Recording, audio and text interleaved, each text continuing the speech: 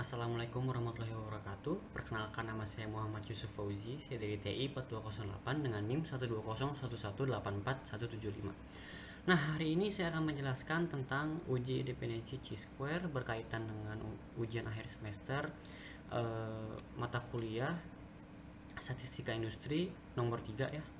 Oke, kita lanjut saja. Pertama-tama saya akan menjelaskan dulu apa itu uji independensi dengan chi-square. Uji independensi dengan chi-square itu adalah alat uji statistik yang digunakan untuk mengetahui apakah dua variabel memiliki hubungan secara signifikan. Kedua variabel yang diuji merupakan variabel kategorik dan disusun dalam bentuk tabel kontingensi. Tujuan utama penerapan uji ini adalah untuk mengukur atau mengetahui linearitas hubungan dua variabel atau lebih dengan skala ordinal atau nominal, sehingga kita dapat mengetahui ada tidaknya hubungan di antara dua atau lebih variabel kualitatif yang disajikan objek penelitian. Tentunya dengan hasil uji tersebut dapat dijadikan landasan untuk dasar pengambilan keputusan, mengingat untuk data kualitatif yang menggunakan pengukuran dengan pendekatan skala nominal atau ordinal belum tentu dapat diyakini ukuran tersebut mewakili nilai sebenarnya, sehingga membutuhkan satu alat bantu analisa yang dapat digunakan untuk keperluan memprediksi nilai hubungan yang terjadi. Oke, itu adalah penjelasan dari uji independensi dengan chi-square. Lanjut kita ke soalnya ya. Kita baca soalnya terlebih dahulu. Sebuah penelitian dilakukan untuk mengetahui adanya hubungan antara seks dan social class. Tabel tabulasi silang untuk 600 responden ditunjukkan seperti berikut. Nah, ini adalah ini adalah tabelnya ya. Ini social class-nya terdiri dari A, B, C, D, dan seksnya ada male dan female. Lalu ini total dari seksnya, ini adalah total di social class-nya. Gunakan uji chi-square untuk membuktikan bahwa variabel seks dan social class saling berhubungan satu sama lainnya pada taraf nyata 5%. Oke, kita langsung ke jawabannya saja. Langkah pertama yang harus dilakukan adalah penentuan H0 H1-nya terlebih dahulu. H0-nya adalah variabel seks dan social class tidak saling berhubungan, dan H1-nya adalah variabel seks dan social class saling berhubungan. Lalu langkah selanjutnya adalah tentukan statistik ujinya. Statistik ujinya sudah pasti adalah X kuadrat atau chi-square ya. Nah, di sini adalah sigma I dari 1 menuju R, sigma J dari 1 menuju C, dalam kurung OIJ min EIJ pangkat 2 per EIJ.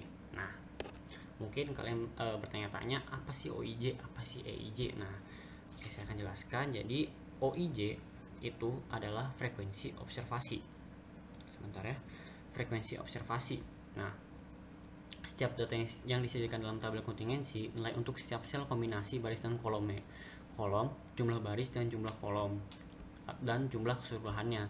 Nah, misal contohnya ya, ini adalah O11. O11-nya adalah 35, dan ini adalah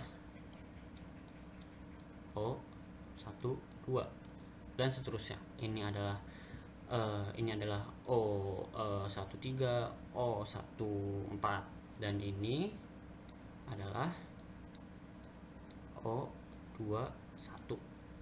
Ini adalah O22, dan dilanjut seterusnya sampai dengan D. Nah, lalu jadi O itu adalah kombinasi baris dan kolomnya.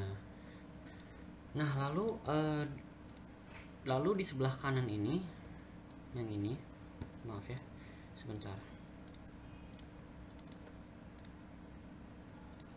Nah, lalu di sebelah kanan ini adalah jumlah baris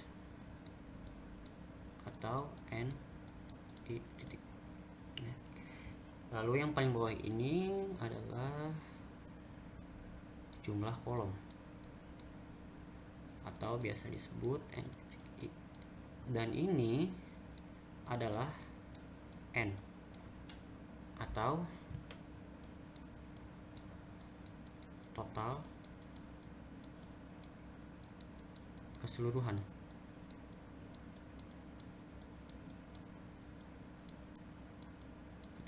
Ya. Lalu apa lagi ya? Oke, ini adalah O11, O12, O13, O14, dan ini adalah N-nya. ini adalah total dari barisnya. Yang ini total dari barisnya, yang ini total kolom ya. Oke. Lalu kita lanjut ke yang tadi, ada EIJ. Nah, EIJ itu adalah frekuensi harapan. Frekuensi harapan setiap sel dalam tabel kontingensi dihitung dengan formula, ada formulanya. Nah, formulanya itu adalah EIJ sama dengan N I titik kali N titik I per N. Nah, tadi kan sudah dijelaskan ya kalau NI titik itu adalah jumlah total dari baris, dan N titik I itu adalah total dari kolomnya. Nah, berarti ini adalah jumlah observasi baris ke berapa dan jumlah observasi kolom ke berapa, gitu ya. Jadi misal contoh ini nih, S11 300 kali 65 per 600 per N nya kan tadi 600 ya, 300 kali 65. Nah, berarti ini kan baris ke 1 kolom ke 1. Nah, ini adalah baris ke 1 kolom kedua ya. Ini adalah baris ke 1 kolom ke 1, baris ke 1 kolom kedua. Jadi ini adalah satunya itu adalah barisnya, 3 itu adalah kolomnya. 1 adalah barisnya, 4 adalah kolomnya. Lanjut sampai ke E24. Lebih jelasnya bisa dilihat sini. Jadi 300 dari baris ke 1, 300 dikali kolom ke 1, 65. 300 kali 65 dibagi 600 total keseluruhannya ya. Nah, terus dilanjut 300 dikali 310 dibagi 600, lalu 300 kali 180 dibagi 600, lalu dan seterusnya, dan dilanjut dengan baris kedua dikali 65, karena ini baris 1 dan baris 2 sama ya, jadi hasilnya sama saja, dibagi dengan 600.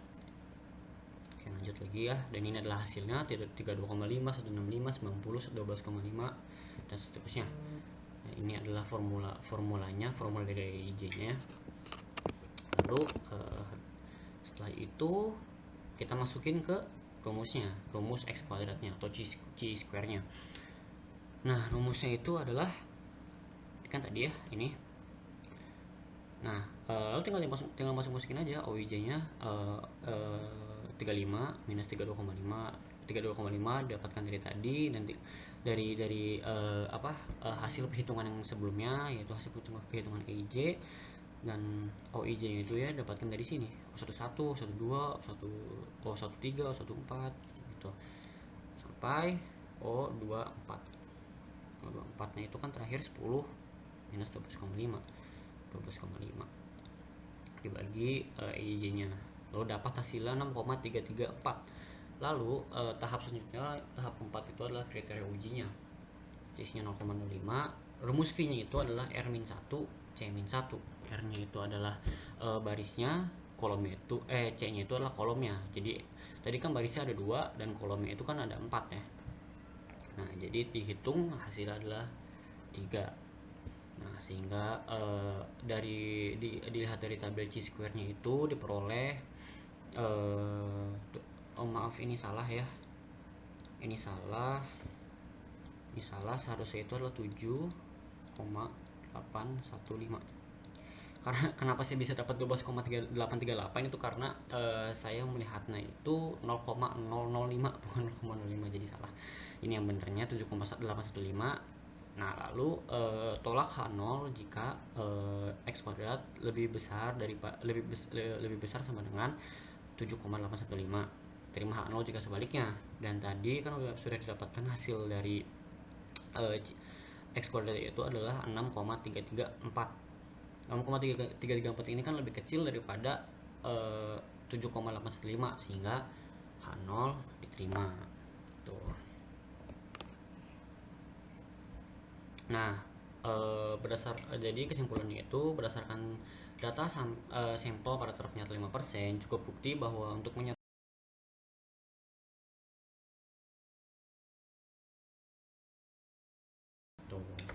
Mungkin itu saja yang bisa saya jelaskan. Kurang lebihnya mohon maaf. Wassalamualaikum warahmatullahi wabarakatuh.